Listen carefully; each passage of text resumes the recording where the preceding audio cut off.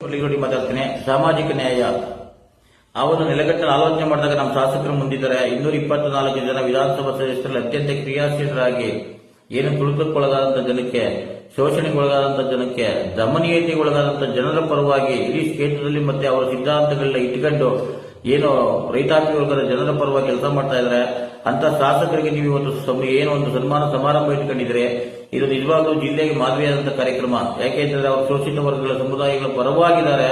ಸಾಮಾಜಿಕ ನ್ಯಾಯದ ತಳಹದಿ ಆಧಾರದ ಮೇಲೆ ಅಭಿವೃದ್ಧಿಯನ್ನು ಮಂತ್ರವಾಗಿ ಇಟ್ಟುಕೊಂಡು ಕೆಲಸ ಮಾಡ್ತಾ ಇರುವಂತಹ ಒಬ್ಬ ಕರ್ತವ್ಯದ ಶಾಸಕರಿಗೆ ನೀವು ಈ ಒಂದು ಸನ್ಮಾನ ಮಾಡ್ತಾ ಇರೋದಕ್ಕೆ ಎಲ್ಲಾ ಸಂಘಟಕರಿಗೆ ಮತ್ತೆ ಆಯೋಜಕರಿಗೆ, ಆ ಸಮಾಜದವರಿಗೆ, ಏನು ಬಹುಸಂಖ್ಯಾತರ ನಡುವೆ ನಾವು ಭುಜಕ್ಕೆ ಭುಜ ಕೊಟ್ಟು ನಿಲ್ಲಬೇಕು ಅನ್ನುವಂಥ ಚೈತನ್ಯ ತುಂಬುವಂತ ಒಬ್ಬ ನಾಯಕನಿಗೆ ನೀವು ಸನ್ಮಾನ ಮಾಡ್ತಾ ಇದ್ರೆ ಈ ಸನ್ಮಾನ ನಿಜವಾಗ್ಲೂ ಒಂದು ಅರ್ಥಪೂರ್ಣ. ಇಡೀ ಜಿಲ್ಲೆಗೆ ಪರಮ ಪೂಜ್ಯರ ಸಾನ್ನಿಧ್ಯದಲ್ಲಿ ಮಾಡ್ತಾ ಇರುವಂತಹ ಕಾರ್ಯಕ್ರಮ ಮಾದರಿಯಾಗಲಿ.